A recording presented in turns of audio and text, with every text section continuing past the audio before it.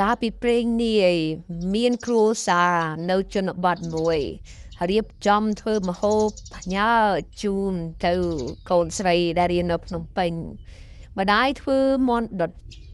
តែឪពុកវិញគឺគាត់ទៅខាងកសិកម្មចិញ្ចឹមដួងគាត់ខំកាយរកដួងមួយចានជ័រស្រាប់តែឃើញដួងជាច្រើនឥឡូវក៏កំពុងតែញាប់ដៃញាប់ជើងដើម្បីយកដួងនោះទៅធ្វើម្ហូបពិសេស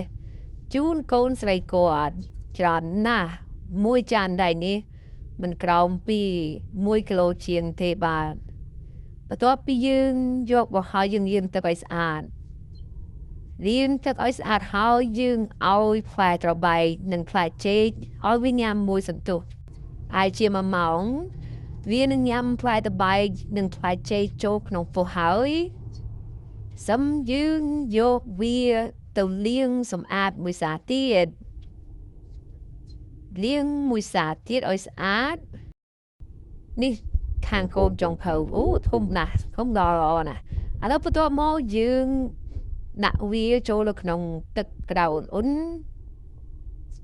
ដើម្បីឲ្យវាជូរអាចចេញខ្លះបន្ទាប់មកយើងស្រង់វាចេញលាងជាមួយទឹកត្រជាក់រួចហើយយើងចាក់ទឹកនោះចោលលាងខ្ទះឲ្យស្អាតរួចស្រង់អានេះដាក់ចូលនៅក្នុងវិញមានជាមួយការជាអ្នកជួយផងដែរអូធំល្អណាស់ពិតជាឆ្ងាញ់ហើយថ្ងៃនេះចុងភៅកំពុងតែញាប់ដៃញាប់ជើងអូនេះសិតតែផ្លែចេកហើយនឹងផ្លែត្របែកនៅក្នុងហ្នឹងអូយពិតជាមានខ្ទិះល្អណាស់ឆ្ងាញ់មែនសូមបញ្ជាក់ថាខ្ញុំអត់ដាក់ខ្លាញ់ទេការធ្វើម្ហូបដួងនេះគឺយើងអត់ដាក់ខ្លាញ់ទេដោយសារតែយើងវាចេញអាទឹកប្រៃពីក្នុងនោះមកយើងដាក់គ្រឿងស្លឹកក្រូចរំដេងណាបើវាចេញស្ករចឹងទៅរួចហើយអាទឹកវាហ្នឹងចេញពីក្នុងពោះវាមកហើយយើងរមាស់វាឲ្យរីងទឹកប្រៃទៅហើយយើងព្យាយាមកូរវាកូរឲ្យគ្រប់ឲ្យកូរនៅទីបំផុតវានឹងរីងទឹកអស់